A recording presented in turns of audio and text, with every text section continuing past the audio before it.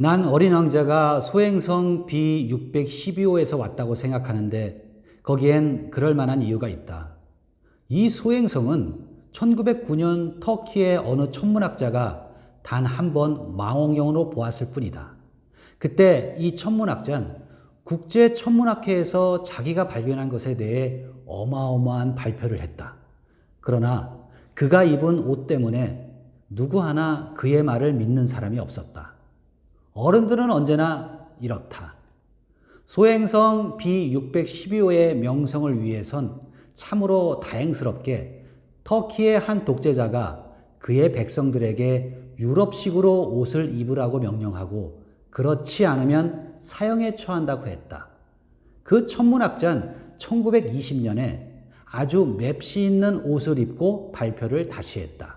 그러자 이번엔 모두들 그의 말을 믿었다. 내가 소행성 B612호에 대해 이런 세세한 이야기를 늘어놓고 그 번호까지 분명히 말해두는 것은 다 어른들 때문이다. 어른들은 숫자를 좋아한다.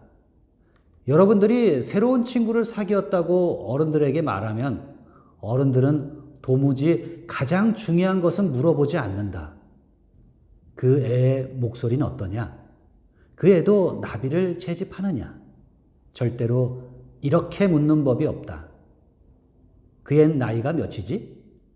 형제들은 몇이나 되고 몸무게는 얼마지? 그의 아버지는 얼마나 버니? 항상 이렇게 묻는다. 만일 여러분들이 난 아주 아름다운 장밋빛 벽돌집을 보았어요. 창문에 제라늄이 있고 지붕 위에 비둘기가 있고 이런 식으로 어른들에게 말한다면 어른들은 그 집을 상상해내지 못할 것이다. 그들에겐 난 10만 프랑짜리 집을 보았어요 라고 말해야 한다. 그때야 비로소 그들은 소리를 친다. 얼마나 아름다울까. 그래서 어린 왕자가 매혹적이었고 웃었고 양 한 마리를 가지고 싶어 했다는 것이 그가 이 세상에 있었던 증거야. 어떤 사람이 양을 갖고 싶어 한다면 그건 그가 이 세상에 있는 증거야 라고 말한다면 그들은 어깨를 으쓱하곤 여러분을 어린아이 취급할 것이다. 그러나 그가 떠나온 별은 소옥성 B612호입니다 라고 말하면 수긍을 하고 더 이상 질문을 해대며 귀찮게 굴지도 않을 것이다. 어른들은 언제나 이렇다. 그들을 탓해서는 안 된다. 어린 아이들은 어른들을 아주 너그럽게 대해야 한다. 그러나 삶을 이해하고 있는 우리들은 숫자 같은 것은 대수롭지 않게 여긴다. 난 이 이야기를 동화 같은 식으로 시작하고 싶었다. 난 이렇게 말하고 싶었다. 옛날에 저보다 좀 더 클까 말까한 별에서 살고 있는 어린 왕자가 있었는데 그는 친구가 갖고 싶어서. 삶을 이해하는 사람들의 눈에는 이런 식의 이야기가 훨씬 더 진실하게 보였으리라. 그러나 내가 그렇게 이야기하지 못한 것은 다른 사람들이 내 책을 가볍게 읽어버리는 것이 싫었기 때문이다. 이제 이 추억을 이야기하려니 온갖 슬픈 생각이 다 떠오른다. 내 친구가 양을 가지고 떠난 지도 언 6년이 되었다. 내가 여기에다 그 모습을 그리려고 애를 쓰는 것은 그 애를 잊어버리지 않기 위해서이다. 친구를 잊어버린다는 것은 슬픈 일이니까. 누구나 다 친구를 가져보는 것은 아니다. 그를 잊는다면 난 숫자밖에 흥미가 없는 어른들하고 같은 사람이 될지도 모른다. 내가 그림 물감 한 상자와 연필을 산 것은 이런 까닭에서였다. 내 나이 6살 적에 속이 보이는 보아뱀과 속이 보이지 않는 보아뱀의 그림 외에는 전혀 손대지 못한 내가 이 나이에 다시 그림을 시작한다는 건 힘든 일이다. 난 물론 힘이 닿는 한 그의 모습과 가장 비슷한 초상화를 그리려고 노력하겠다. 그러나 성공할 수 있을진 정말 자신이 없다. 어떤 그림은 그런대로 괜찮지만 어떤 그림은 아주 다른 것이 돼버린다. 키를 어림잡는데도 좀 서투르다. 여기선 어린 왕자가 너무 크고 저기선 너무 작다. 그의 옷 색깔에 대해서 역시 자신이 없다. 그래서 난 이렇게도 해보고 저렇게도 해보고 되건 안 되건 이럭저럭 더듬어 본다.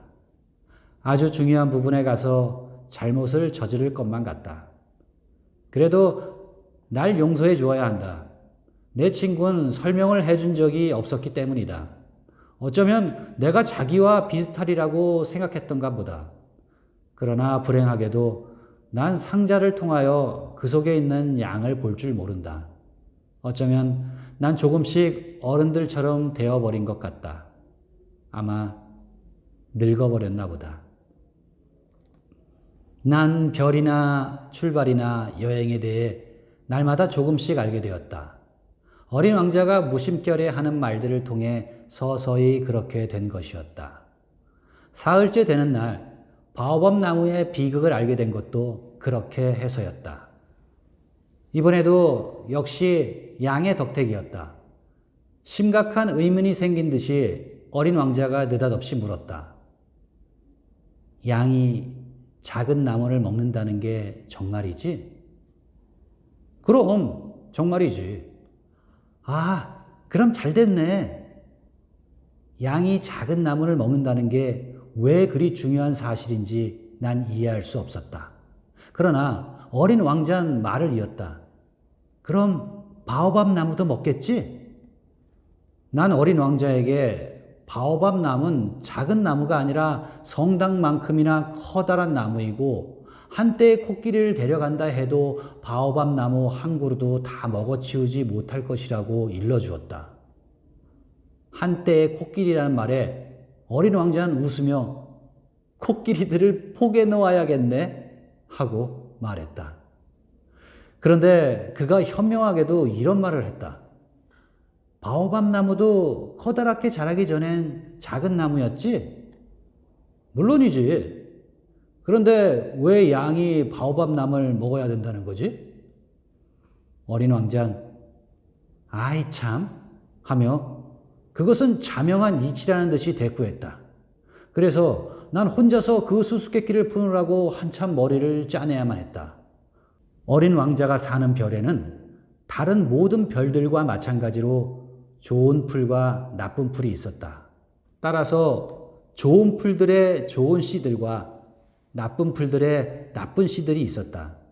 그러나 씨앗들은 눈에 보이지 않는다. 그것들은 땅속 깊이 숨어 잠들어 있다가 그중 하나가 갑작스레 잠에서 깨어나고 싶어진다. 그러면 그것은 기지개를 켜고 태양을 향해 처음엔 머뭇거리면서 그 아름답고 연약한 새싹을 내민다. 그것이 무나 장미의 싹이면 그대로 내버려 두어도 된다. 하지만 나쁜 식물의 싹이면 눈에 띄는 대로 뽑아버려야 한다. 그런데 어린 왕자의 별엔 무서운 씨앗들이 있었다. 바오밥 나무의 씨앗이었다. 그 별의 땅엔 바오밥 나무 씨앗 투성이었다. 그런데 바오밥 나무는 자칫 늦게 손을 쓰면 그땐 정말 처치할 수 없게 된다. 별을 온통 엉망으로 만드는 것이다. 뿌리로 별의 구멍을 뚫는 것이다. 게다가 별이 너무 작은데 바오밥 나무가 너무 많으면 별이 산산조각이 나버리고 마는 것이다. 아, 어린 왕자. 너의 쓸쓸하고 단순한 생활을 이렇게 해서 난 조금씩 알게 되었지. 너에겐 오랫동안 심심풀이라고는 해질녘의 풍경을 바라보는 감미로움밖에 없었지. 나흘째 되는 날 아침, 난 그 새로운 사실을 알았지. 네가 내게 이렇게 말했거든. 난 해질 무렵을 좋아해. 해지는 걸 보러 가. 기다려야지. 뭘 기다리지? 넌 처음엔 몹시 놀란 기색이었으나 이내 자기 말이 우스운 듯 웃음을 터뜨렸지. 그리곤 나에게 말했지. 아직도 집에 있는 것만 같거든. 실제로 그럴 수도 있는 일이었다. 모두들 알고 있듯이 미국에서 정오일 때 프랑스에선 해가 진다. 프랑스로 단숨에 달려갈 수만 있다면 해가 지는 광경을 볼 수 있을 것이다. 그러나 불행히도 프랑스는 너무 멀리 떨어져 있다. 그러나 너의 조그만 별에선 의자를 몇 발짝 뒤로 물려 놓기만 하면 되었지. 그래서 언제나 원할 때면 넌 석양을 바라볼 수 있었지. 어느 날 나는 해가 지는 걸 43번이나 보았어. 그리곤 잠시 후 넌 다시 말했지. 몹시 슬플 땐 해 지는 모습이 보고 싶어.